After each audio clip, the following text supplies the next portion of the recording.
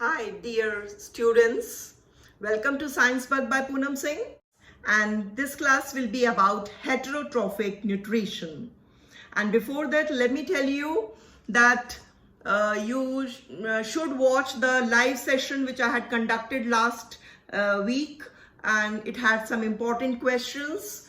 And moreover, please participate in large numbers. These live sessions are very useful.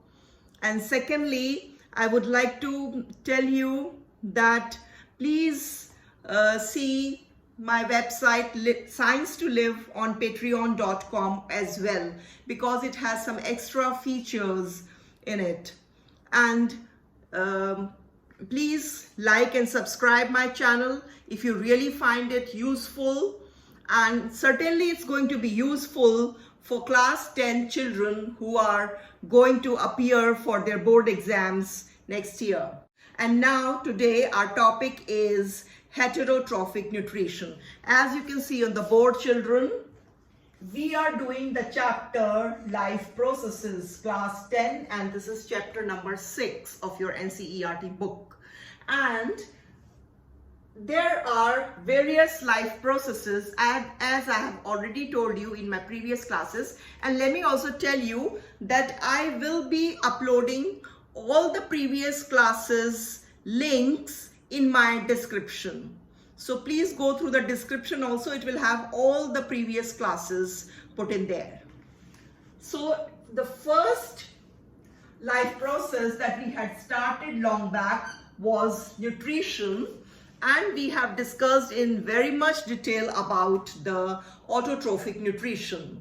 And today it's the turn of the heterotrophic nutrition. But before that, let us just quickly recapitulate the differences between the two. That is the differences between the autotrophic and the heterotrophic nutrition.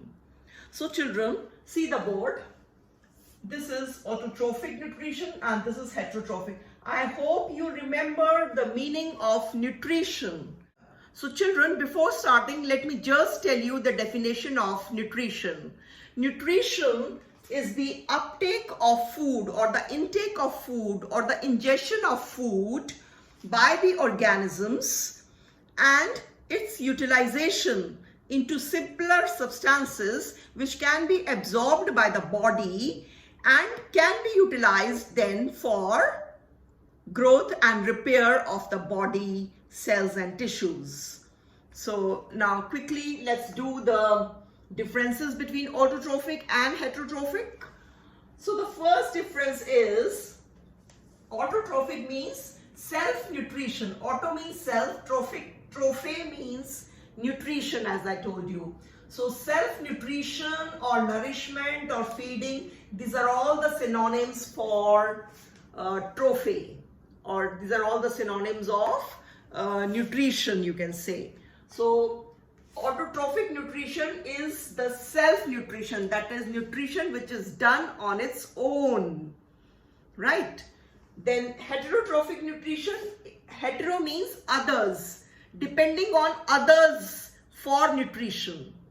So eating or killing other plants or animals for nourishment or nutrition or for feeding, right? So heterotrophic means depending on other organisms. They may be plants, they may be animals for their food, right?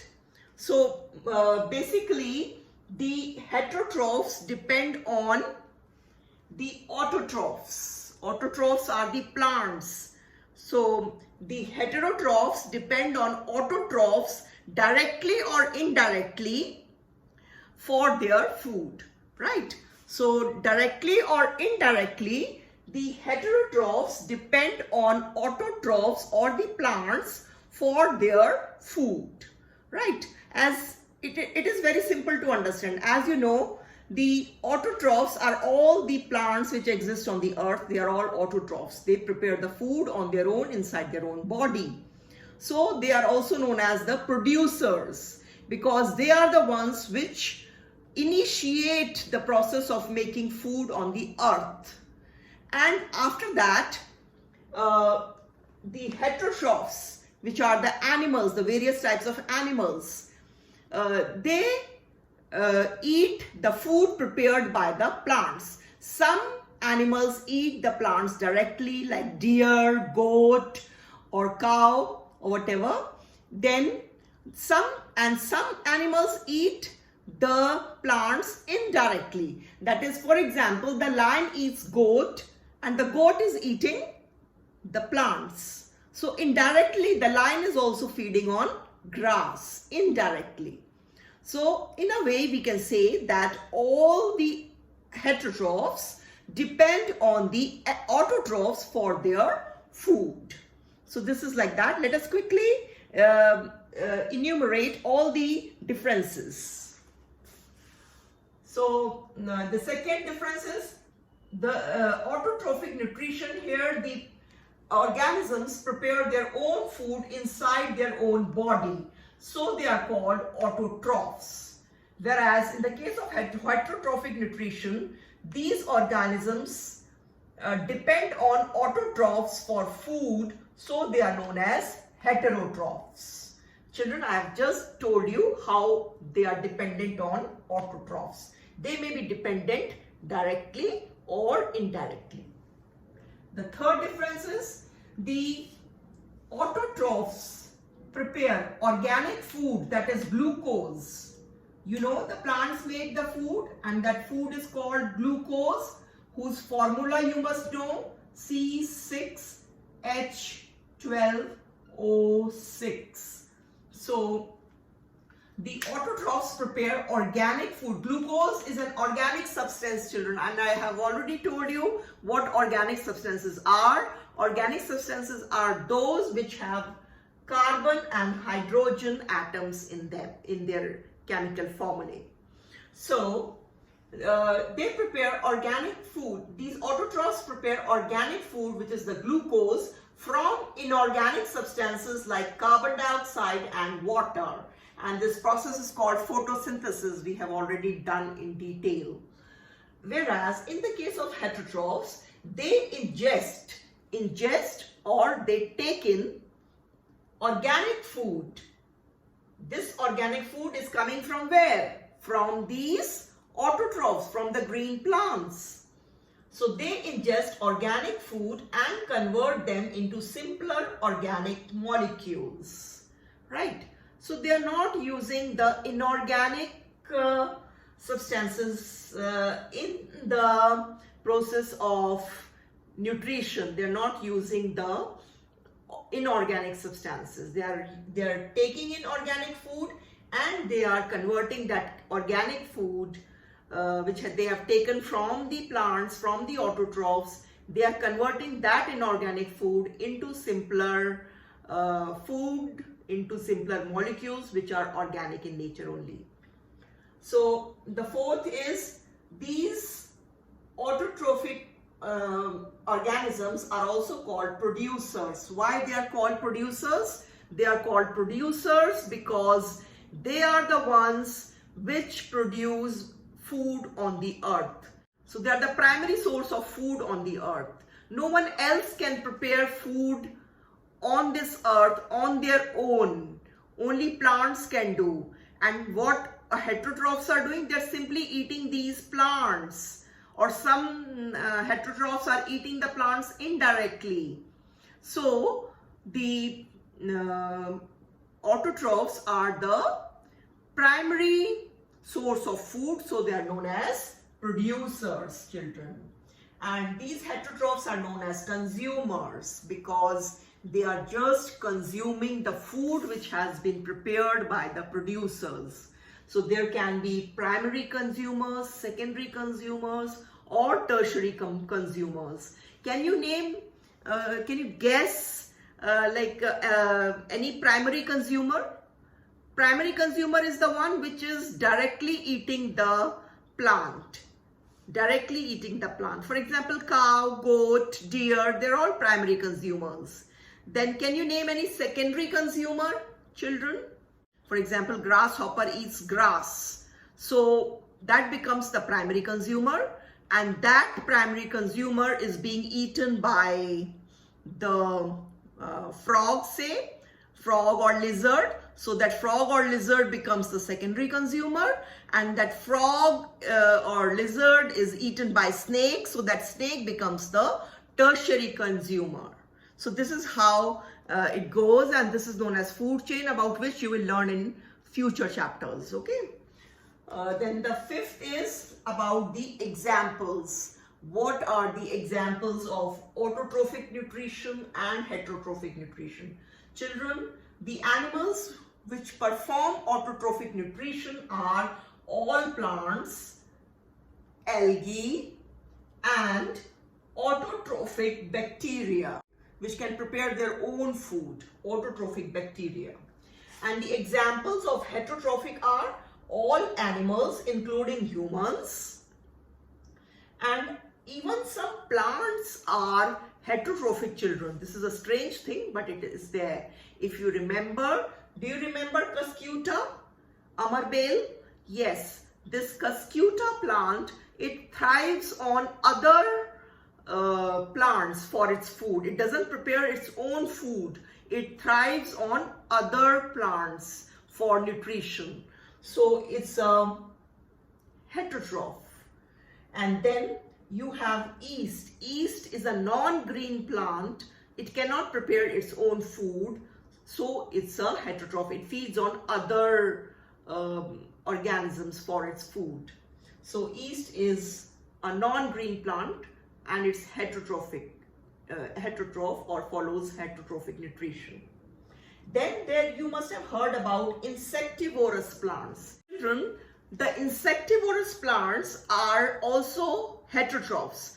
You must have heard about insectivorous plants like Venus flytrap and pitcher plant.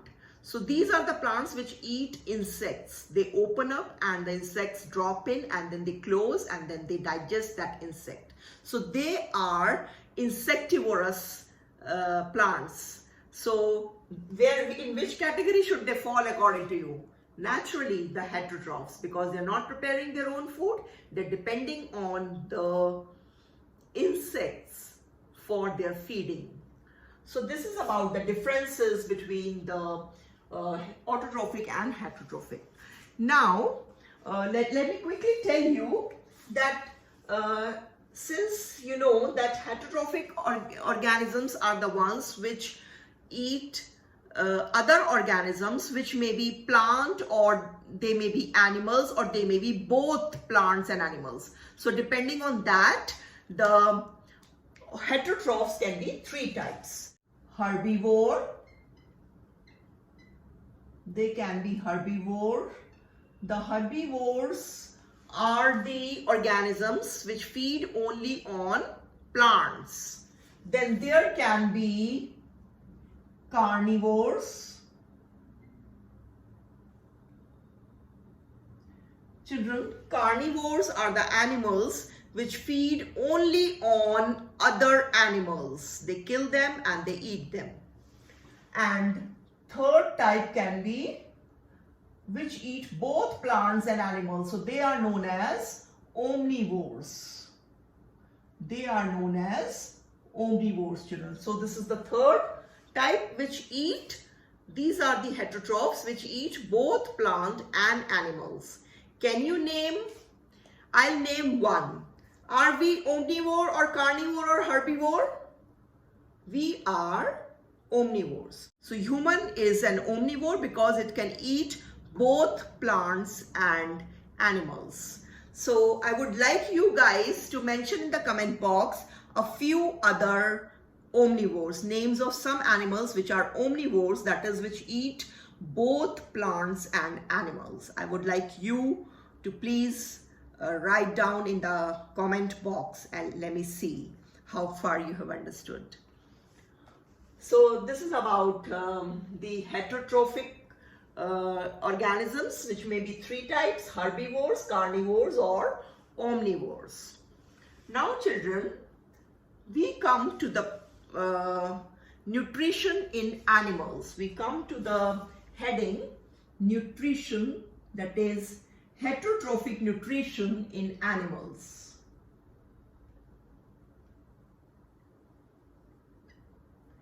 Heterotrophic Autotrophic Nutrition in animals. We come to this topic, heterotrophic nutrition in animals. Children, whether it's a single-celled animal or whether it's a multicellular animal, in all the animals there are basically 5 steps of nutrition. Okay, whether it's a single-celled animal like amoeba or paramecium, or whether it's a multicellular animal like human or animals like dog, cat, deer, cow, hippopotamus or snake or whatever, or bird, any bird. So whether it's a unicellular organism or it's a multicellular organism, nutrition occurs through 5 steps. Nutrition takes the course of 5 steps. It follows 5 steps. Now, what are those 5 steps?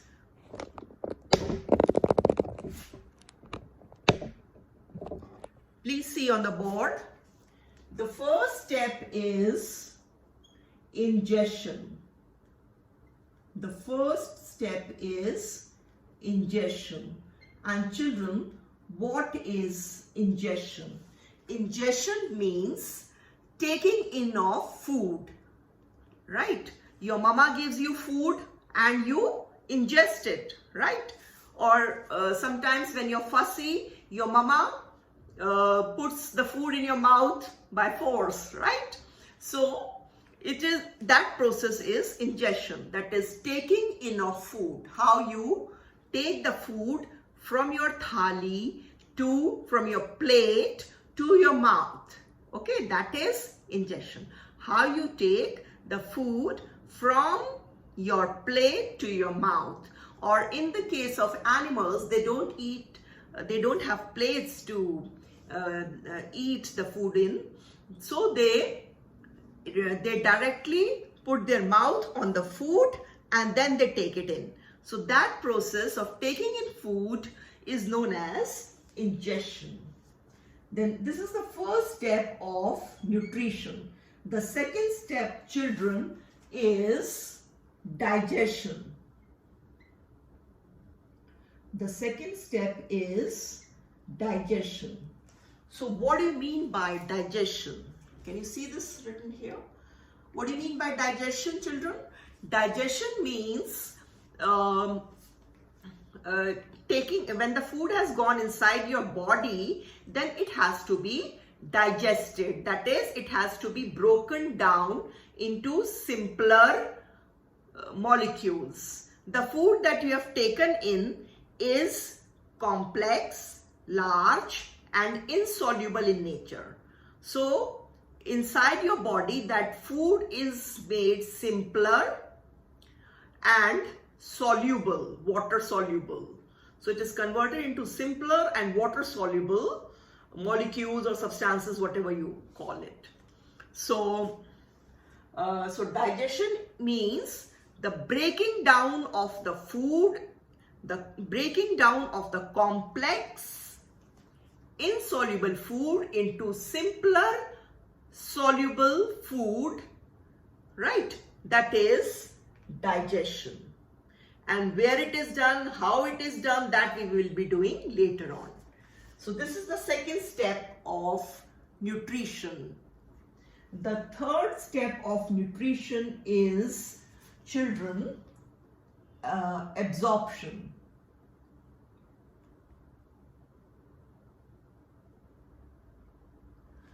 Absorption. Can you see it? I hope it's clear. So third step is absorption. That is, after breaking down the food into water-soluble forms and simpler forms, now this food needs to be absorbed in your body.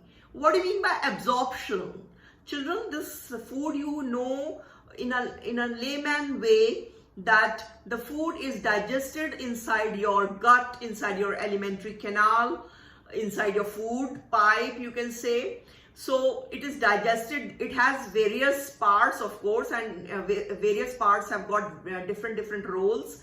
but in layman language, your food gets digested inside your alimentary canal. So in that alimentary canal, when the food has been digested, when it has been broken down into simpler substances, soluble substances, then it has to be absorbed. And what do you mean by absorption? How it is absorbed?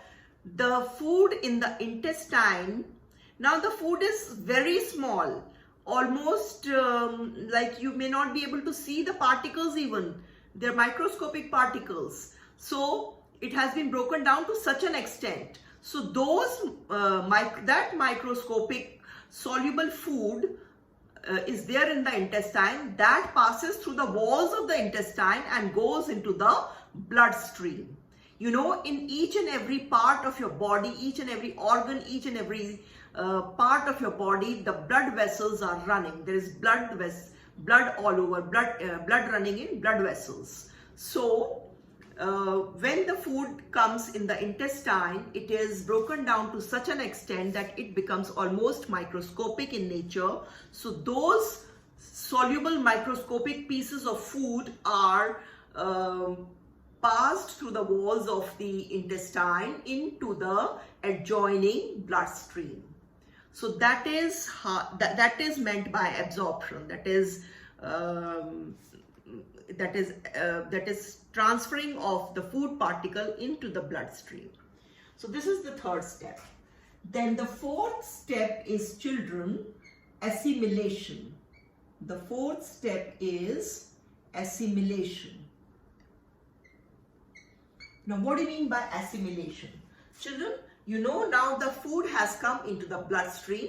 Now from the bloodstream, it is taken, that food particles, those microscopic food particles are taken to each and every cell of your body. To each and every cell of your body.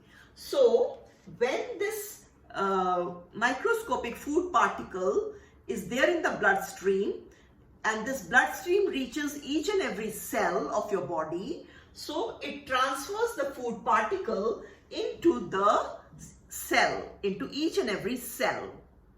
And that process is known as assimilation. That is the transfer of food from the blood to the body cells, to each and every body cell.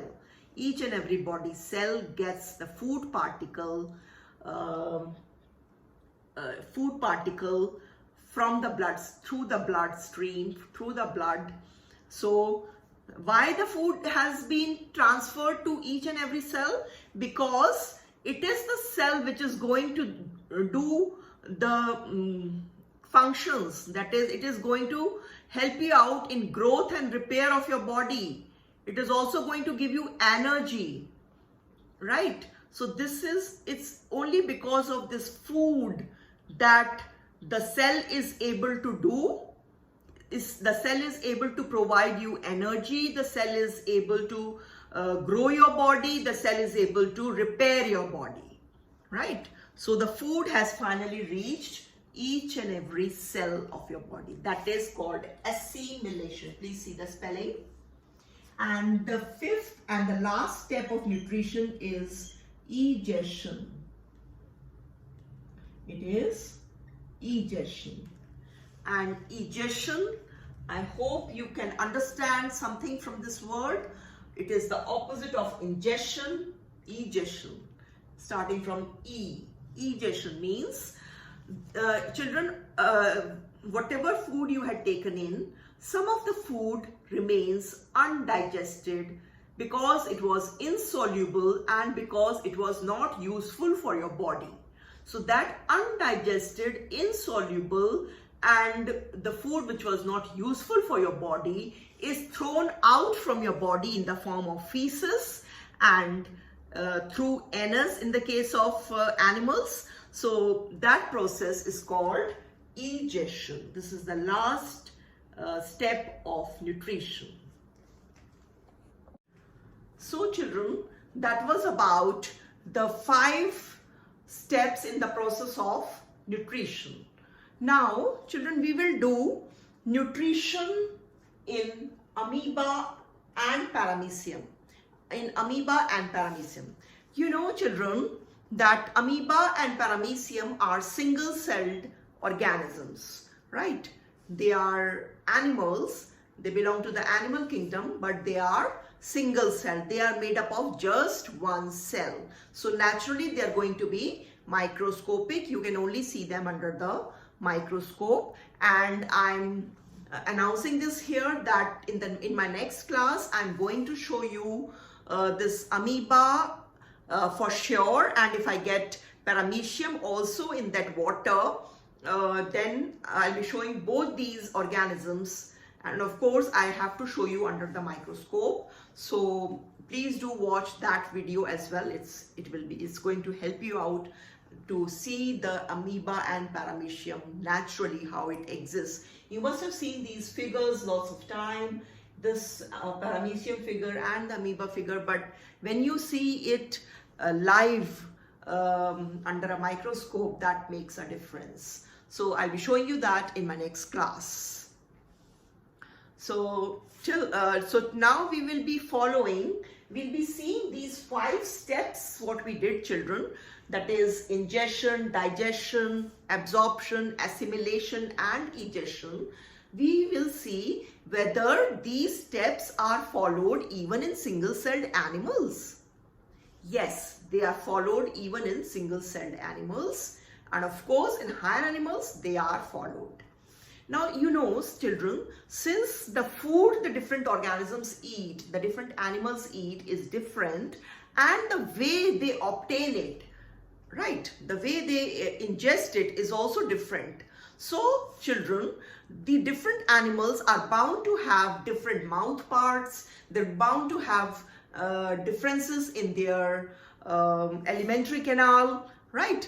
Because the food they eat is different, different animals eat different kinds of food, and so depending on that, their the digestive structures or the digestive system has to be different. There will be slight differences in the structure, but basically these 5 processes will follow in all the organisms. So now let's take up the nutrition in amoeba. So here I have drawn certain diagrams. I hope the diagrams are clear enough.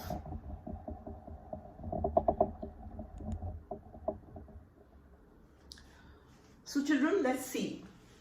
In amoeba, again the first step is ingestion. The first step is ingestion. Ingestion means taking in of food. Now children, amoeba is a single-celled animal and it's irregular in shape. It has no regular, no definite shape. Whereas paramecium has got a definite shape, which I'll let you know later. But amoeba has got no definite shape. It's highly irregular in shape. So you can draw it anyway. It's so easy to draw, isn't it? So you can draw it anyway. And what happens, how does it ingest its food? Children, it has got, what happens is, certain part of the cell membrane extends, certain, like here and here.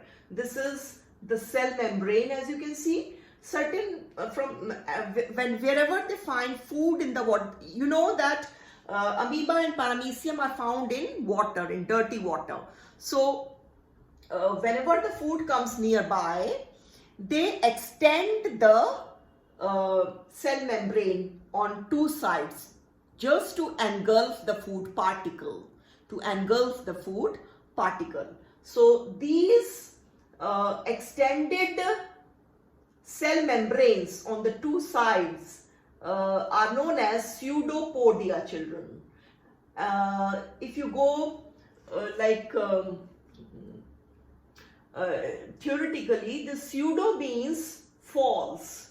Pseudo means false, and podia means feet. Podia means feet, pair, the foot, right?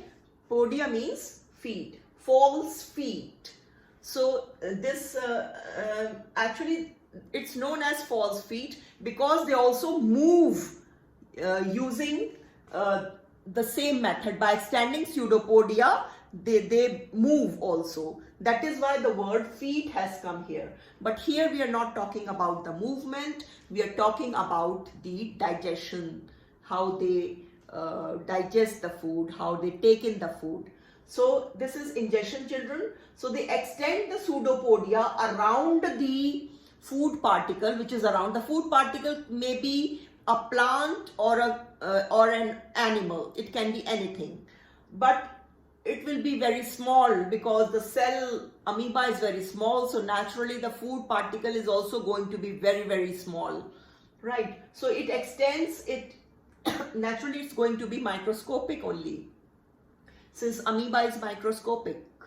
So they extend pseudopodia around the food particle with this red thing. I have shown a food particle. So they are extending the pseudopodia, and eventually what they will do, they will surround this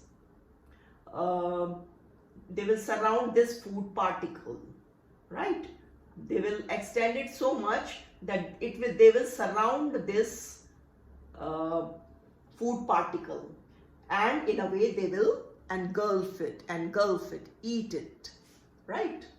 So this is ingestion. This is how they take in food particle. And children, what I have drawn all here is, this is black dots, these are the this is the cytoplasm, and this black one is the nucleus.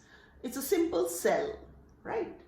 Now, how does it, the next step is digestion. The second step is digestion. How does it digest? How does it break it down into simpler molecules? How does it break down the food particle into simpler molecules? Let's see. Children, the food particle has been taken inside, as you can see now here, around its structure. Inside is the food particle.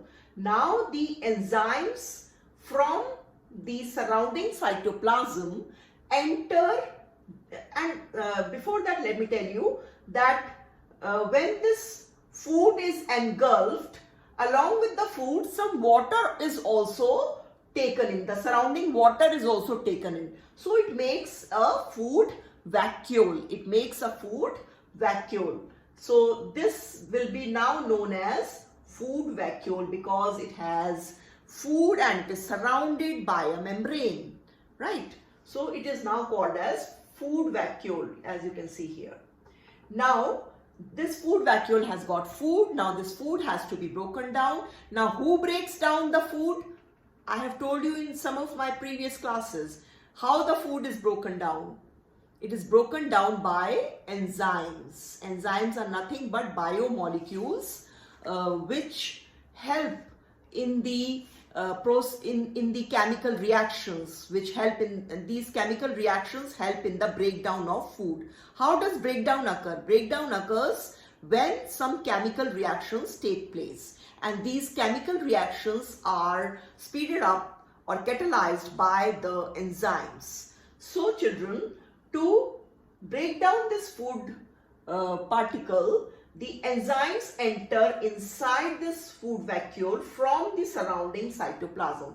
I have shown so many arrows, inward arrows here. So this is showing that enzymes are going inside the food vacuole to digest this, to break down this food particle. Rest all is same. Now the third step is absorption. Absorption means now this broken down food particle, which is now soluble also, has to be transferred to the bloodstream or to the various cells, right, to the bloodstream, as I told you. Now in the case of amoeba, it is since it's a very small organism, it is not, there is no blood vessel system required here. There is no circulatory system or blood vessel system required here. So simply the food which is broken down inside, which I have shown with red dots, it diffuses out of the membrane into the surrounding cytoplasm. All right. So the food which is broken down into simpler pieces, which I have shown with red dot, that diffuses out of the membrane and passes into the surrounding cytoplasm. Here I have shown the food particle with red dots only in the surrounding area. The digested food diffuses out, right? So this is known as absorption. Then the fourth step is assimilation, children. In assimilation, what I had told you, that in assimilation, the food reaches each and every body cell. Now, since this is only a single-celled organism, so it has one cell only, so the food is dispersed in the entire cell. The food is dispersed in the entire cell. Here you can see the red dots all over the cell mixed with cytoplasm. So the whole cytoplasm has now the food particles. So now this amoeba has taken enough food. Now it is full and it can do its activities. Now it has become active. Here it was dying with hunger, so it had to take food. Now it is full and it should be active now, and now it can perform all the life processes. And about one life process we can discuss here right now. See, children, as it has taken the food and the food has been dispersed in the whole of cytoplasm, so now the amoeba grows in size because it has taken, you know na, that what is nutrition? When nutrition happens, that helps in the growth and repair of the tissues, right? So this cell, this amoeba cell increases in size, grows in size, and now when it has grown in size, it is ready to divide, right? It can divide, it can split into two daughter cells, and that process is called reproduction, which you will study when we come to the reproduction chapter. Okay, but just by the way, I've told you here. Now, this was the fourth step, assimilation. I hope it's clear. Now, the fifth step is egestion. Egestion, as I told you, it means the undigested, insoluble food and which was not useful for the body has to be thrown out. So here also, it is thrown out, but there is no special organ as such to throw out the undigested food. It is thrown out by breaking the cell membrane at any place. When the undigested food becomes good enough in quantity, then at any place in the cell, the cell membrane breaks open, and from that broken cell membrane, the undigested food, the insoluble food, the food which was not useful is thrown out. As you can see here, I have shown the undigested food with green color. Undigested food thrown out. It is thrown out into the surrounding water. Okay, so this is egestion. So I hope the nutrition in amoeba is clear. We have followed all the 5 steps which are the basis of the process of nutrition. Now let's quickly see the nutrition in Paramecium. Children, as you can see, here I forgot to draw cytoplasm. So children, as you can see, this Paramecium is also single-celled organism. It is made up of just one cell, so it is microscopic in nature and it lives in water, especially in dirty water. So, but this Paramecium has got a definite shape, as you can see here. I hope this shape is a little clear. This shape is known as slipper shape. It's like the shape of your chappals or what you call slippers. It's slipper shaped, right? It has got a definite shape which is known as slipper shape. Slipper shape, okay? So, and it has got these hair-like structures all around. These hair-like structures all around are known as cilia. And with the help of this cilia, they move also, because they make currents or in the water, in the surrounding water. That is how they are able to move. But we are not concerned with movement now. With the help of this cilia, when the cilia move with great force, the food particle is brought near the mouth. Children, it has got a mouth also. Amoeba didn't have any mouth or anus, but this paramecium has got a mouth. This is the mouth. And here the food particle has come. How this food particle came here? It is because of the movement, the vigorous movement of the cilia. When this vigorous movement is near the mouth, then the food particle enters inside the mouth. So it is the same food particle I have taken, what I took here, this red one, this food particle. So from the surrounding water, due to the movement of vigorous movement of the cilia, the food particle is taken inside the mouth of Paramecium, children. And again, the same, so this process of taking in of food through mouth will be known as, please write in the comment box. I want this to be written. Yes, it's called ingestion. It is the first step. It is the first step, taking in of food, right? How do we take in food, children? How do we ingest? How is the process of ingestion in humans?